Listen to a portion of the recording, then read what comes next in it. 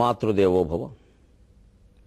పుత్రునకు నీడనిచ్చడి ఛత్రమ్మై వెలిగినావు శతవత్సరముల్, పుత్రుని నీడను దాల్చడి చిత్రమైనావు కాలచిత్రము తల్లి, పుత్రుని నీడను దాల్చడి చిత్రమైనావు కాలచిత్రము తల్లి. ఏబిఎన్ ఆంధ్రజ్యోతి ప్రేక్షక మహాశయులందరికీ నవజీవన వేదం అనే కార్యక్రమంలో 112వ భాగానికి స్వాగతం పలు. చివరి క్షణాల్లో ఎవరు దేన్ని స్మరిస్తూ ప్రాణం విడిచిపెడతారో వారు అదే రూపాన్ని పొందుతారు అన్నాడు. అంచేతను భగవంతుడు స్మరిస్తూ ప్రాణం విడిచిపెట్టిన వాళ్ళు భగవంతుడినే చేరుకుంటారు, మోక్షం పొందుతారన్నారు. అందువల్ల ఏం చెయ్యాలి? తస్మాత్ సర్వేషు కాలేషు మామనుస్మర యుధ్యచ మయ్యర్పిత మనోబుద్ధి మామే వైశ్యస్య సంశయక. అందువల్ల ఓ అర్జున, సర్వేషు కాలేషు అన్ని కాలముల యందు మాం అనుస్మర నన్ను స్మరిస్తూ ఉండు. మనం కూడా ఈ సమయం ఆ సమయం, ఈ స్థితి ఆ స్థితి అని లేకుండా ఊరికే ఈ నవగ్రహ పూజలు వాటిలో వీటిలో ఊరికే ఈ శాంతులు వీటిలో పడిపోకుండా ఈ ఊబిలోంచి బయటపడి ఉన్నత దశకి చేరుకోవాలి. ఎప్పుడూ మనం నమ్మినటువంటి భగవన్నామస్మరణ మనస్సులో నడుస్తూ ఉంటే వేరే ఏ గ్రహశాంతుల కోసం మనం ఏమీ చేయవలసిన అవసరం లేదు.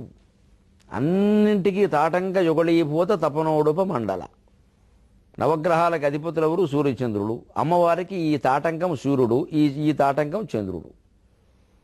మనం ఆవిడని ఆరాధన చేస్తుంటే మళ్ళీ సూర్యుడు కోటి, చంద్రుడు కోటి, కుజుడు కోటి, బుధుడు కోటి ఈ నూనె పోసి నెయ్యి పోసి చేస్తున్నామంటే ఆవిడకి అవమానం కాదు? మరి నాకెందుకు చెప్పారో ఈ విషయం నువ్వు చూసుకుంటుంది. ఇప్పుడు ఒక సంస్థలో మనకు పని కావాలండి, ఆ సంస్థ అధిపతి ఉన్నాడు, జనరల్ మేనేజర్. ఆయన కలిసాం. మంచిదండి, భలేవారు, మీరు పెద్దవాళ్ళు, మీరు రావాలా, దీనికోసం మీ యందు నాకు గౌరవం ఉంది, నేను చేస్తానన్నాడు ఆయన.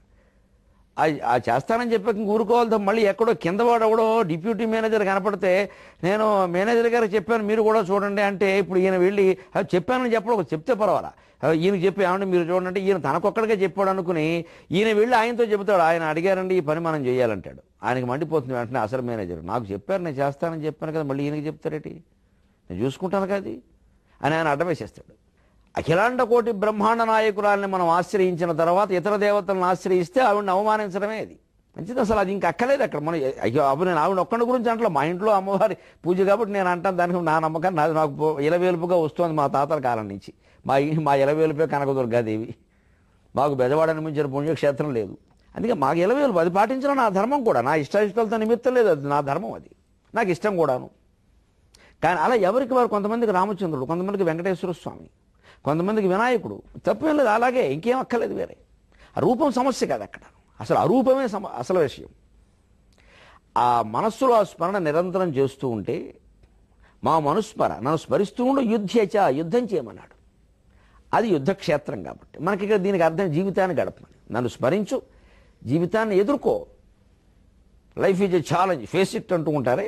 జీవితం ఒక సవాల్, ఎదుర్కో. ఎదుర్కొనే సమయంలో కూడా నమశివాయ నమశివాయ నమశివాయ. కత్తి ఎత్తిన సమయంలో కూడా నమశివాయ నమశివాయ. కత్తి మన మీద పడుతున్నా కూడా నమశివాయ నమశివాయ. ఖచ్చితంగా భగవంతుడు కాపాడతాడు. దానికి భారతమే ఉదాహరణ. కర్ణుడు నాగాస్త్రం వేస్తున్నాడు 17వ రోజు యుద్ధంలో. అది మామూలు నాగాస్త్రం కాదు. అర్జునుడి చేతిలో దెబ్బతిన్న పాము, తోక తెగిన పాము. అందుకే తోక తెగిన పాము కక్ష ఎక్కువ అంటారు. అది అశ్వసేనుడు, తక్షకుడు కుమారుడు.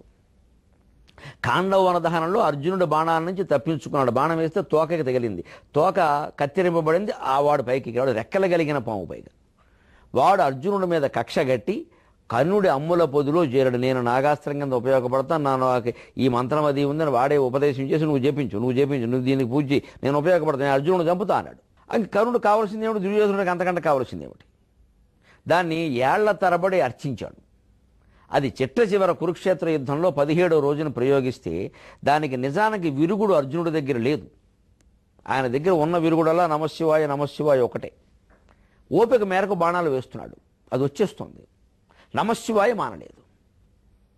తక్షణం శివుడు కృష్ణుడు వేరు కాదు కదా. కృష్ణుడు ఆయన రథాన్ని, తాను సారథ్యం చేస్తున్న రథాన్ని ఒక్కసారి కుడికాలు బొట్టన వేలుతో ఓ నొక్కాడు. పరమాత్మ నొక్కితే 3 లోకాలు కిందకి వెళ్ళిపోతాయి. వామనావతారంలో ఆయన చేసింది ఏమిటి? నొక్కాడు. ఎంత నొక్కాలో అంతే నొక్కాడు. కిందకి వెళ్ళిపోతే ప్రమాదం. మళ్ళీ కరుణుడు రథంలా కృంగిపోతుంది. ఒక అడుగు కిందకి వెళ్ళింది. ఒక అడుగు కరుణుడు రథం కృంగింది, కరుణుడు రథం కృంగింది అంటారు. కరుణుడు రథం కృంగడానికి చాలా గంటల ముందే అర్జునుడు రథం కృంగింది. కానీ ఇది దైవానుగ్రహం వల్ల కృంగింది, అది దైవోపహతత్వం వల్ల కృంగింది. జీవితంలో కృంగిపోవడం సమస్య కాదు. కృంగిపోయినా మనం వంగిపోకూడదు. కృంగిపోగానే కర్ణుడు వంగిపోయాడు, కృంగిపోయినా అర్జునుడు పైకి లేచాడు. ఉదాహరణ అది. కృంగింది. దానికి లోపలికి వెళ్ళడం వల్ల ఏమైందంటే అడుగు సరిగ్గయ్యని గురిపెట్టిన నాగాస్త్రం అర్జునుడు కంఠానికి గురిపెట్టాడు. రథం కిందికి నొక్కబడడం వల్ల కంఠం దగ్గర తగలవలసిన బాణం కిరీటానికి తగిలింది. కిరీటం పడిపోయింది కింద. మరి మహారాజులు కిరీటాన్ని వాడు ప్రాణం కంటే ఎక్కువగా చూస్తారు. బావా కిరీటం పోయింది, కిరీటం పోయింది. వెంటనే కూర్చుంటారు. కిరీటం పోతే ఊరుకోవయా, డ్రామా కంపెనీని వాడు వెళితే ఇతర కిరీటం ఇస్తాడు, పెట్టుకోవచ్చు. కిరీటానికి లోటు ఏమిటి? కిరీటం తలకాయ మిగిలిన సంతోషించి కిరీటం పోయింది బుద్ధి లేకపోతే సరే. ఇప్పుడు మనిషి ఆలోచన అలాగే కిరీటం పోవడం ఏంటండి అన్నాడు. పాపం కిరీటం పోయింది, కిరీటం పోయింది. నాటకాల కంపెనీలు వాళ్ళు ఉంటారు, బోల్డ్ కిరీటాలు ఉంటాయి. దుర్యోధనుడు కిరీటం ఇవ్వమంటే ఇస్తారు, బ్రహ్మాండమైంది, పెట్టుకోవచ్చు. తలకాయ ఉంది ఊరుకు, నీకు తెలియలేకపోతే పోనే అన్నాడు. ఈ లోపు నాగాస్త్రం విచిత్రం. ఈ నాగాస్త్రం కక్ష కట్టిన పాము అది. ఇప్పుడు అక్కడ ఆయుధం ప్రయోగించిన వాడికి కక్ష కంటే ఆయుధానికి కక్ష ఎక్కువ. విచిత్రం. మళ్ళీ వెళ్ళింది కర్ణుడి దగ్గరికి. మళ్ళీ ప్రయోగించు, ఈసారి నేనే కావాలని వంగుతా. అప్పుడు కర్ణుడు కొన్ని నియమం గుర్తొచ్చింది. దివ్యాస్త్రాలు ఎప్పుడూ రెండోసారి ప్రయోగించకూడదు. అలాగా ప్రయోగిస్తే వాడి ప్రాణమే తీస్తాయి. అయినా అది నియమానికి విరుద్ధం. కొన్ని నియమాలు కర్ణుడు పక్కన పెట్టేసిన ఉన్నాయి. కానీ ఇక్కడ ఎందుకు ఆయనకి పక్కన పెట్టబుద్ధి కాల, బుద్ధి కర్మానుసారిని అలా రాసిపెట్టుంది. నేను ప్రయోగించను అన్నాడు. ఏమైంది నాగాస్త్రం? ఇదే మామనుస్మర యుధ్యచ. ఆయన్ని స్మరిస్తూ యుద్ధం చేయడం వల్ల ఆ విషయం కృష్ణుడు చూసుకోండి. చెప్పలేదు నాగాస్త్రం వస్తుంది ఏమన్నా చెయ్యి బావా అని అనలేదు. ఇంకా సైంధవవధ విషయంలో ఏం చేయమంటామని అడిగాడు. అడగలేదు. ఇక్కడ అడగవలసిన అవసరం లేదు. సర్వజ్ఞస్య దయాకరస్య భవతః కిం వేదితవ్యం మయా. నువ్వు సర్వజ్ఞుడివి, దయగలిగిన వాడివి, నీకు నేను మళ్ళీ కాపాడవయ్యా అని ప్రత్యేకించి చెప్పడం ఏమిటి? అన్నీ తెలుసునుగా. దయగలిగిన వాడు అంటే కాపాడతావుగా, ప్లీజ్ కాపాడు అని అడగడం ఏంటి? మళ్ళీ ఇంగ్లీషు తెలుగు కలిపి అక్కర్లేదు, నేను అడగను. మరి ఏం చేయాలండి? శివానందదాహర్లో శంకరాచార్య స్వామి చెబుతారు, శంభోత్వం పరమాంతరంగయితిమే చిత్తే స్మరాం యన్వకం. నువ్వు అందరి అంతరంగాల్లోనూ నిండి ఉన్నవాడు నువ్వే అన్న ఏకైక భావనతో నేను ఎప్పుడూ నిన్ను మనస్సులో స్మరిస్తూ ఉంటాను. అదే మనం చెయ్యాలి. తస్మాత్ సర్వేషు కాలేషు మాం అనుస్మర యుధ్య. నన్ను స్మరించు, యుద్ధం చెయ్యి. మనం జీవితం అనే యుద్ధాన్ని భగవత్ స్మరణతోనే సాగించాలి. అంతేదా కష్టం వచ్చినా సరే, సుఖం వచ్చినా సరే మనస్సులో నమశివాయ నమశివాయ నమశివాయ మానకూడదు. సుఖం వచ్చింది కదా అని ఇంకా ఆ గర్వం, ఆ ఆనందం, నలుగురితో కబుర్లు, ఓ 25 మందికి ఫోన్లు, వాళ్ళందరినీ ఇంటికి పిలవడం, పెద్ద పార్టీ అనడం, దీనికోసం ఇందులో పడిపోవడం. మా ఇంట్లోనే ఇలాంటి మొదటి నుంచి మా పిల్లలిద్దరూ కూడా కంగారు పడకు, తొందర వదన, ఇంకా పిల్లలు చేసే చర్యలు చాలా ఉన్నాయి. ఈ పిల్లలు ఎందుకు పుట్టారా అనుకునే స్థితులు కూడా వస్తాయి. కాస్త విజయం మనం సాధించినా, పిల్లలు సాధించినా దానికి ఒక పెద్ద పార్టీ, అందరిలో గొప్ప. దీన్ని చూసి వాళ్ళ అబ్బాయికి ఏదైనా వస్తే వాళ్ళు అంత ఇచ్చారు, మనం ఎంత ఇవ్వాలి అని వాళ్ళు. ఇవన్నీ అంత పెద్ద విషయాలా? అలాగే పోనీ ఏదో దుఃఖం వచ్చింది, ఇక కురింగిపోయి ఇంటికి వచ్చిన వాళ్ళ దగ్గరే ఇలా జరిగింది, ఎవరికైనా జరిగిందా ఈ ద్రోహం, ఈ మోసం, మేం కాబట్టి అమాయకులం అందరూ, ఇలా ఇది కూడా వద్దు. ఆ సుఖాన్ని గురించి పొంగిపోవడం పార్టీలు ఎంత తప్ప, ఈ దుఃఖాన్ని గురించి కృంగిపోవడం, వచ్చిన వాడి దగ్గరల్లా అదే విషయం మాట్లాడుతూ ఉండడం కూడా తప్పే. ఈ రెండిటి బదులు కనుక నమ శివాయ నమ శివాయ నమ శివాయ అది నడుస్తూ ఉంటే శివుడు చూసుకుంటాడు. మయ్యర్పిత మనోబుద్ధికి మామే వైశ్యసి అసంశయ. దీనికి గోపికల ఉదాహరణ. నాకెవరైతే మయ్యర్పిత మనోబుద్ధికి, మనస్సు బుద్ధి నాకే అర్పించేసి ఉంటారో వాళ్ళు నన్నే పొందుతారయ్యా, అనుమానం లేదన్నాడు. దానికి గోపికలు ఎందుకు ఉదాహరణ అంటే, వాళ్ళు ఎంతగా కృష్ణ ధ్యానంలో ఉండేవారంటే ఆ మహానుభావురాలు నిజంగా జాతికి ఆదర్శం ఉండేవాళ్ళు. మధురా నగరికి గొల్ల చల్లలమ్మగను అన్న పాట ఉంది కదా, మధురా నగరానికి వెళ్ళేవారట ఈ రేపల్లె నుంచి. ఎప్పుడేవి సిటీ బస్సులు ఉన్నాయా, నడిచేగా వెళ్ళడం. వెడుతూ అంతా కృష్ణుడి మీద పాటలే. ఈ పాటల్లో బడివాడు చిత్రంగా ఆ అమ్ముతో కూడా ఓ విచిత్రమైనటువంటి మాట మాట్లాడారట. గోపికల ఘట్టంలో ఉన్నాం మనం. మధుర భక్తి. రేపల్లె నుంచి మధురకి వెడుతూ దారి పొడుగునా భగవత్ కీర్తనలే, భగవత్ లీలలే. వాళ్ళ జన్మ ఎంత ధన్యం. అక్కడికి వెళ్ళాక ఈ కీర్తనలో పడి ఈ లీలలో పడి వాళ్ళు పాలు పెరుగు వెన్నో తాజా వెన్న గడ్డ పెరుగు కమ్మటి పాలు అన్నం మానేసి వాళ్ళు గోవిందో మాధవో కేశవో నారాయణో అంటున్నట్టు వాళ్ళు. ఇదేమిటిది పాలు పెరుగు వెన్న అంటే ఎవడన్నా కొంటాడు, గోవిందో మాధవో కేశవో అంటే ఎవడు కొంటాడండి? ఈ గోవింద నామస్మరణలో పడిపోయేవాళ్ళు పాలు పెరుగు వెన్న అని అమ్మడం మానేసి గోవిందో కమ్మన గోవిందో చెక్కటి మాధవో అంటారు. గొమ్మన గోవిందో ఏమిటి, చెక్కటి మాధవం ఏమిటి? గడ్డకృష్ణుడో, గడ్డకృష్ణుడు ఎవరు? మంచి కృష్ణుడో చెడ్డ కృష్ణుడో ఉంటారు కానీ గడ్డకృష్ణుడు ఎవరు? అంటే గడ్డ పెరుగు బదులు గడ్డకృష్ణుడు, కమ్మడి పాలు చిక్కటి పాలు బదులేమో చెక్కటి గోవిందుడు. ఇది ఇక్కడ మాట అండి. అంతగా లీనమైపోయారు వాళ్ళు. ఇది మయ్యర్పిత మనోబుద్ధికి మామే వైశ్యసి అసంశయక. మనం ఆ భగవద్ధ్యానపు స్మరణలో అత్యంత స్థితిలోకి వెళ్ళిపోతే భాగవతంలో చెబుతారు, క్వచిత్ గ్రహస్థిత క్వచిత్ ధసత్యాక్రందతే అంటారు. దెయ్యం పట్టుకున్న వాళ్ళే ఉంటాట, ఎందుకో తనలో తానే నవ్వుతాట, ఆకాశంలోకి చూస్తూ ఉంటాట. మహాయోగులు మహాజ్ఞానులు అలాగే ఉంటారు. మీరు పుట్టపర్తి వెళ్ళిన వారు బాబాగారిని గమనించి ఉంటారు. ఈ భజనలు జరుగుతూ ఉంటాయి, వేదం చదువుతూ ఉంటారు, ఏవో కార్యక్రమాలు అవుతూ ఉంటాయి. ఆయన మాత్రం అండి ఎప్పుడు ఆ కుర్చీలో అలా కూర్చొని అలా అంటూ ఉంటారండి. ఇదే క్వచిత్ ధసత్యాక్రందతే అని భాగవతంలో చెప్పేదానికి బాబాగారు ఉదాహరణ. ఆయన ధ్యానంలో ఆయన ఉంటాడు. ఇవన్నీ ఏదో కాగితాలు ఏదో ఇస్తారు పుచ్చుకుంటారు, ఆయన దృష్టి అక్కడ ఉండదు. నిజానికి అలాగే ఉండాలి. అలా ఉండబట్టే ఆయన చాలామంది కష్టాలు తీర్చగలిగాడు. ఎందుకంటే ఆ స్థితిలో ఉన్నవాడు ఏం అందుకున్నా దాని సంగతి అనంతమైనటువంటి తేజశక్తి చూసుకుంటుంది. అసలు ఆయన విప్పి చదవాల్సిన పని కూడా లేదు. దాన్ని అందుకున్నాడంటే అయిపోయినట్టే. వీళ్ళ నమ్మకాలు ఎన్ని కుదరకపోతే అన్ని కోట్ల మంది అక్కడికి వెళ్ళారు, అది కూడా ఉంటుంది కదా. జరిగిన విషయాలు చెప్పిన వాళ్ళు ఉన్నారు కదా. అన్ని మాయల కింద తీసేస్తూ ఉంటే అలా మనం మాయలో పడుతున్నాం అనమాట. అందుకే ఆ మహాజ్ఞాని ఆ స్థితిలో ఉండ నేను చూశాను స్వయంగా. నేను భాగవతం మీద రామాయణం అనేక విషయాలు ఆయన ఎదురుగా మాట్లాడాను. నా అదృష్టం కొద్ది నా కళ్ళతో నేను చూశాను. ఇలా అని ఆయన నాకు గొలుసు ఇచ్చారు. ఇప్పటికే ఉంది అది నాకు. నా చేతితో తీసి సృష్టించింది ఏమి ఎక్కడ లేదు. నా కళ్ళతో నేను చూశాను. నన్ను ఏం చేస్తారు మాయ, ఇక్కడి నుంచి తీశారు అక్కడి నుంచి, ఇవన్నీ మాయ మాటలు. సృష్టించడం నేను చూశాను స్వయంగా. ఉంది, ఏం అనుమానంలా. అది మహాయోగి మహాజ్ఞ అనిమ మహిమ గరిమ లహిమ. ఆ మహాయోగులు ఆ స్థితిలో ఉంటారు. ఆ స్థితిలో గడిపితే మనం కూడా బాబాగారు అవుతాం. బాబాగారు భక్తులం అని చెప్పుకోవడం కంటే బాబా అని చెప్పుకోవడం గొప్ప కదా. బాబా అయ్యే ప్రయత్నం చేద్దాం. భక్తులుగా ఎంతకాలం ఉంటామండి? దానికి ముందు ప్రవర్తనను సరి చేసుకోవాల్సిన విషయం ఏమిటంటే, ఈవేళ కొంతమంది వ్యక్తులకు చెప్పాల్సిన విషయం యువతరానికి కూడా కాదు, కొంచెం పెద్దవాళ్లే ఇలా మాట్లాడతారు. దానికి భాస్కరుడు ఓ పద్యం చెప్పాడు. భూనుతులైన దేవతలు పూర్వము కొందరు వావి వర్తనల్ మాని చెరింపరేయనుచు. భూనుతులైన దేవతలు పూర్వము కొందరు వావి వర్తనల్ మాని చెరింపరేయనుచు. మానవులట్లు చెరింపబోలదు, మానవులట్లు చెరింపబోలదు. అంభోనిధులన్నియున్ తనదు పుక్కిటబట్టె రగస్యుడంచు. అంభోనిధులన్నియున్ తనదు పుక్కిటబట్టె నగస్యుడంచు. ఆ పూనికకెవడోపును అది పూర్వ మహత్వము సుమ్ము భాస్కర. అది ఆ పూనికకెవడోపును అది పూర్వ మహత్వము సుమ్ము భాస్కర. మన వాళ్ళలో ఒక అలవాటు ఏమిటంటే, యువతరంలో లేదండి పాపం, వాళ్ళని అనక్కర్లేదు. వాళ్ళ లక్షణాలు ఏవో వాళ్ళకు ఉన్నాయి. కానీ ఈ మధ్య వయస్సు వాళ్ళలోనే కొంతమంది మనకు కనిపిస్తారు. ఏదో వంకర పని చేస్తాడు, దాన్ని సమర్థించుకుందుకు పురాణాల్లోంచి ఉదాహరణ చూపిస్తాడు. ఎందుకయ్యా ఆవిడ వ్యామోహంలో చిక్కుకున్నావు ఈ వయస్సులో అంటే, విశ్వామిత్రుడు అంతటి వాడే మేనకకి నువ్వు ఈకు విశ్వామిత్రుడికి పోలికే. ఆయన గాయత్రి మంత్రం కనిపెట్టాడు, మనం గంగాళం కూడా గారెమొక్క కనిపెట్టేది ఇక్కడ తిని పెట్టడం తప్ప. అక్కడ పోల్చుకోడండి. అలాగే ఏదో వంకర పని ఇంద్రుడు అంతటి వాడు అహల్య వెనకాల పడ్డాడు. ఇంద్రుడు చేసిన గొప్ప పనులు చాలా ఉన్నాయి. అసలు అహల్య ఇంద్రుల యొక్క సంబంధం గురించి వేదంలో, కృష్ణ యజుర్వేదంలో, తైత్తిరీయోపనిషత్తులో, ఆనందవల్లిలో ఉంటుంది. అది తెలియకుండా మాట్లాడద్దు. అహల్య ఇంద్రుడిది అక్రమ సంబంధం కాదు, పిచ్చి మాటలు చెప్పొద్దు. అక్కడేం వ్యామోహాలు అవి ఏం లేవు అక్కడ. అది కేవలం మనశ్చాంచల్యం.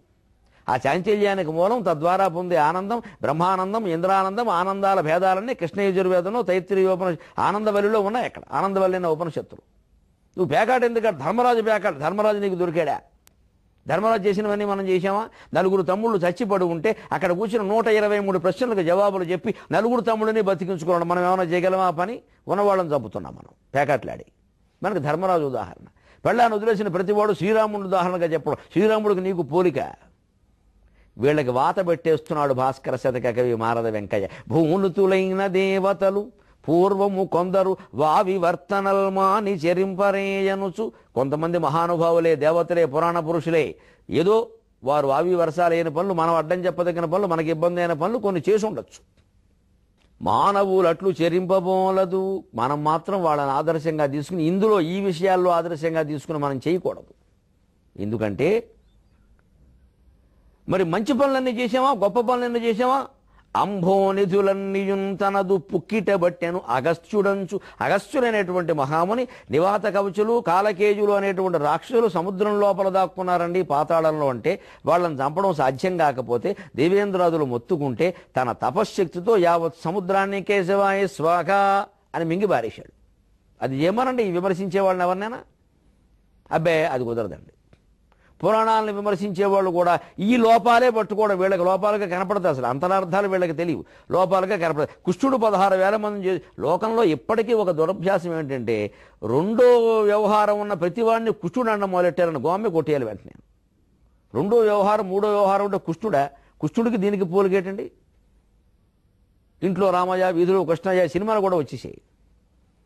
కానీ దానికి అర్థం అది కాదు. ఇంట్లో రామయ్య అంటే ఇంట్లో తగాదా వస్తే రాముళ్ళ త్యాగం చేయి, వీధిలో కృష్ణయ్య, వీధిలో ఎవరికైనా తగాదా వస్తే ధర్మపక్షాన్ని నిలబడు, సారథ్యం చేయి, ధర్మాన్ని గెలిచేలా చూడు. అది ఇంట్లో రామయ్య వీధిలో కృష్ణయ్య. అంతేగాని ఇంట్లోనేమో రాముళ్లాగా భార్య పట్ల ప్రేమ ఉన్నట్టుగా నటించు, బయటికి వెళ్ళి కృష్ణుడిలా వేషాలు వేయమని కాదు. అక్కడ కృష్ణుడు వేసింది వేషాలా? అలాగే మనం రామకృష్ణాదులను సైతం, మహర్షులను సైతం, మహానుభావులను సైతం మట్టిగడ్డలను చేసేసి వాళ్ళ చరిత్రల్లో లీలలుగా ఉన్నటువంటి విషయాలు మనకు అర్థం కాక మన దుష్ప్రవర్తన సమర్థించుకుందుకు దాన్ని ఉదాహరణగా చూపిస్తామే. ఇది చాలా తప్పుడు పని అని చెబుతున్నాడు స్పష్టంగా. ఈ మధ్య వయస్సులో ఉన్నవాళ్ళు ఈ రకమైన యువతరాల్లో కూడా కొద్ది మంది పాపం వాళ్ళ తక్కువ. ఎందుకంటే వాళ్ళు గొప్పవాళ్ళని అంట్లో వాళ్ళకి పురాణాలు తెలియవుగా, వాళ్ళకి ఉదాహరణలు తెలిస్తే కదా, వాళ్ళు చదివితే కదా. తెలిసిన వాడు అంటూ ఉంటాడు ఇలాగ ధర్మరాజు బేకాడలేదా అంటుంది. అంచేది అవి కాదు చెప్పాల్సింది. భూనుతులైన దేవతలు పూర్వము కొందరు వావివర్తనల్ మాని చెరింపరేయనుచు. మానవులట్లు చెరింపబోలదు. అంభోనిధులన్నీయున్ తనదు పుక్కిట బట్టె నగస్త్యుడంచు. ఆ పూనికెవడోపును అది పూర్వ మహత్వము సుమ్ము భాస్కర.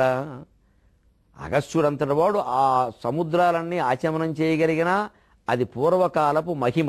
అప్పటి తపశ్శక్తులు అలా ఉండేవి. పురాణాలు చదివితే వారు ఒంటి కాల మీద నిలబడి 1000 ఏళ్ళు తపస్సు చేసి అలా మాట నమ్మడానికే వీలుగా ఉండదండి. కానీ సత్యం, పరమసత్యం. మన జీవితాలను బట్టి వాళ్ళని పోల్చుకోకూడదు. మన తరంలో మనమే మహత్వం అంటే చెబుతున్నారు. మా నాన్నగారు స్వయంగా ఎవరో కాదు, ఆయన 1983 వరకు బతుకున్నారు మహానుభావుడు. 1983 అప్పుడు నాకు నిండా 21 ఏళ్ళు 22 ఏళ్ళు.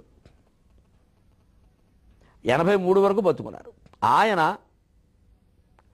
శుభ్రంగా పప్పు కూర పచ్చడి పులుసు వేసుకుని తినడం, మజ్జిగలోకి 8 మామిడి పళ్ళు నంచుకుని తినడం నేను చూశాను.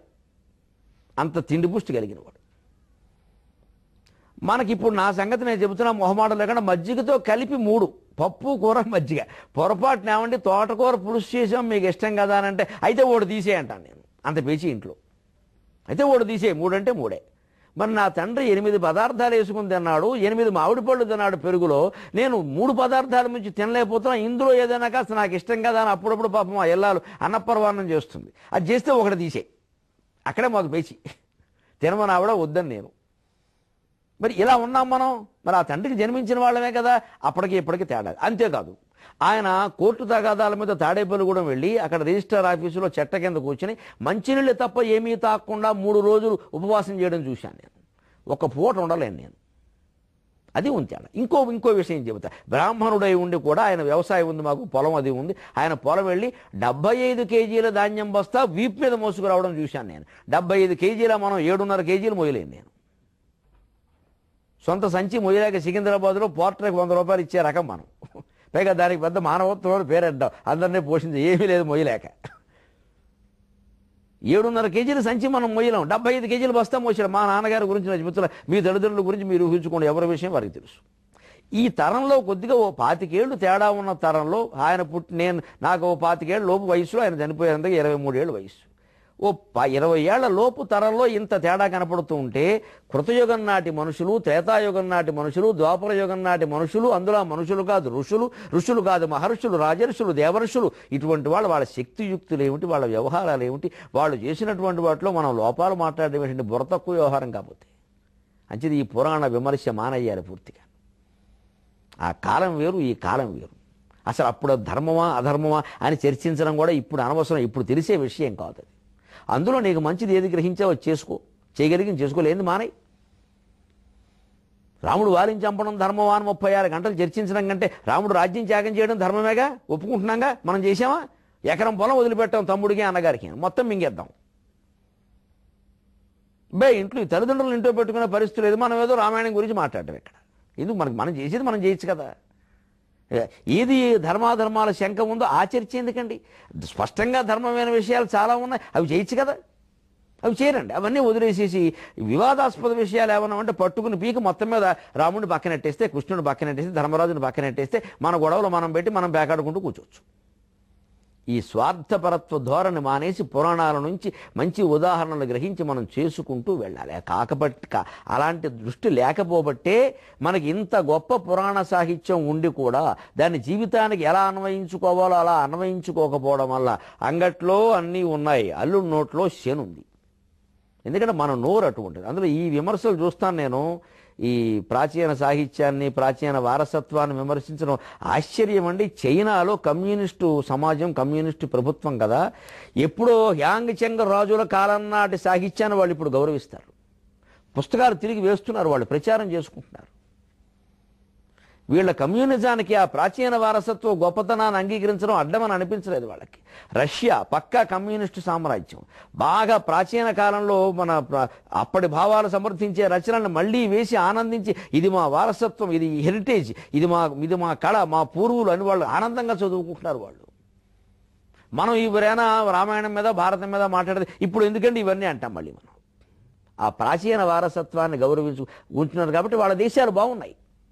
మనది ఎలా ఉంది? అంగట్లో అన్నీ ఉన్నాయి. మనకు రామాయణం ఉంది, భారతం ఉంది, 4 వేదములు ఉన్నాయి, 6 శాస్త్రములు ఉన్నాయి, 18 పురాణాలు ఉన్నాయి, 108 ఉపనిషత్తులు ఉన్నాయి. వీళ్ళు చెప్పేవాళ్ళు ఉన్నారు, టీవీలు ఉన్నాయి, మనకి అందుబాటులోకి వస్తున్నాయి. అన్నీ విని కూడా మనం ఏమంటామంటే వెంటనే ఈ కార్యక్రమాలన్నీ వదిలేసేసి బలం, గ్రహ బలం, దుర్బలం, ఈ కార్యక్రమాలకు మనకి రేటింగ్ ఎక్కువ. వెంటనే లైన్లోకి రావడం, మాది అశ్విన్ నక్షత్రం అండి, మాదేమిటో గుర్రం పేరు కానీ గాడిదలా ఉందండి బతుకడం, ఆయన ఏదో చెప్పడం ఇక్కడ. లేదా నా పేరండి, నా పేరు గోవర్ధన్ అండి, గోవర్ధన్కి ఏ రాశి బాగుండు? గోవర్ధన్కి రాశి ఉంటుంది ఏమిటి అంటే ఆ బాగున్న రాశిలోకి మారిపోతామా పార్టీలాగా? ఆ రాశి బాగుందండి, వేళ బాగుండకపోతే ఏం చేస్తాం? ఇప్పుడు ఇందులో పడ్డాం మనం. టీవీలో కూడా అందుకే ఆధ్యాత్మికమైన కార్యక్రమాలు ప్రసారం చేస్తామని ప్రతిజ్ఞ చేసిన ఛానల్స్లో కూడా జరుగుతున్నది ఇది. రుద్రాక్షలు, రాళ్ళు, రప్పలు, అదృష్టాలు, అంకెలు, గ్రహబలం, దుర్బలం, దౌర్బలం. ఇంకో మాట్లేదు న్యూమరాలజీ, ఏదో ఒకటి వచ్చింది ఈ మధ్యన కొత్తగా, అదో కొత్త దరిద్రం అని. అంకెలు మార్చుకో, అక్షరాలు మార్చుకో, బుద్ధి మార్చుకోమని చెప్పేవాడు ఒక్కళ్ళేడు. అది ఇంత గొప్ప సాహిత్యం ఉన్నా, ఇంత గొప్ప భగవద్గీత ఉన్నా, ఇన్ని గొప్ప శతక పద్యాలు ఉన్నా మనం ఎందుకు మారట్లా? సామెత, అంగట్లో అన్నీ ఉన్నాయి, అల్లుడి నోట్లో శనుంది. ఎందుకని వచ్చింది? ఇది పండగ అల్లుడి ఇంటికి వచ్చాట, సంక్రాంతి పండగకి అల్లుడు వస్తాడు, అల్లుడు వస్తాడు, అల్లుడు వస్తాడు. ఇప్పుడేం కంగారు లేదులండి, పూర్వం ఉంది. పూర్వం ఉన్నప్పుడు ఏం చేసేవారు? ఆ పండగకు 1 వారం రోజుల ముందు అల్లుడు వస్తారా, ఆ బావగారికి మైసూరు పాకం ఇష్టం అమ్మా, అది శనగపిండి పట్టుకురా, మంచి పంచదార పట్టుకురా, మంచి బెల్లం పట్టుకురా, మిరపకాయ బజ్జీలు ఇష్టమరా, కాస్త జాగ్రత్త మంచి నెంబర్ 1 మిరపకాయలు పట్టుకురా అని ఎక్కడెక్కడో దూరం వెళ్ళి బొబ్బట్లు వేయాలి, మైదా పిండి పట్టుకురా, ఇవే రకరకాలు తెప్పించేవారండి. ఇన్ని తెప్పించారట. చక్కగా భోగినాడేమో మంచి పులిహోరాను పాయసం చేద్దాం, సంక్రాంతి నాడేమో బొబ్బట్లు ఉండదాం, కనుమనాడేమో గారెలు ఆవళ్ళు పెడదాం అల్లుడు గారికి, మధ్యాహ్నం మళ్ళీ మినపసూనలు పెడదాం అని ఇన్ని తయారయ్యాట. అంగట్లో అన్నీ ఉన్నాయి, తెచ్చి పెట్టారు. తీరా భోగినాడు రాగానే అల్లుడు బాత్రూమ్ వదిలితే ఒట్టు. ఇక వివరాలు చెబితే బాగుండదు కానీ ఏమిటంటే కడుపులో మధులో ఉందండి, మరి అయింది అదే, మరి నోట్లో కాదు శని. ఇప్పుడు ఇన్ని చేద్దామని పిండి వంటలకు సరుకులు తెచ్చి కనిపెట్టుకుంటే పైగా శనగపిండి, ఇది మరింత ప్రమాదం. ఏదో ఇడ్లీ తిన్నా పర్వాలేదు, విరోచనాలు పట్టుకున్న వాడికి శనగపిండి పట్టుకుని దానికి ఇంకా వృద్ధి ఇతోధికం అని. ఈయనకి విరోచనాలు పట్టుకున్నాను. అది ఏమవుతుందండి ఇంకా అప్పుడు అనుకున్నట్ట అంగట్లో అన్నీ ఉన్నాయి, అల్లుడు నోట్లో శను, తినే యోగం లేదమ్మా. నోట్లో శని అంటే అర్థం తినే యోగం లేదు. సమయానికి పట్టుకున్నాయి ఈ విరోచనాలు, దీని తగలయ్యా ఏమిటో కానీ అన్నీ తెచ్చిపెట్టాం. ఏం ఉపయోగం? 3 రోజులు ఈయనకి మంచం మీద సరిపోయింది. అది అంటే మనకు అపూర్వమైన సాహిత్యం ఉండి కూడా మన బుద్ధిలో ఒక శని పడ్డం వల్ల దాని నుంచి గ్రహించాల్సిన మంచి గ్రహించకుండా వారు ఇలా చేశారు, వీరు ఎలా చేశారు, ఈ ధర్మమా అధర్మమా అని చర్చిస్తున్నామంటే మనం నోట్లో శని పెట్టుకున్నట్టు కదా. ఆ శని పోగొట్టుకుని నవజీవనాన్ని అభినవ జీవనం చేసుకుందాం. సెలవు.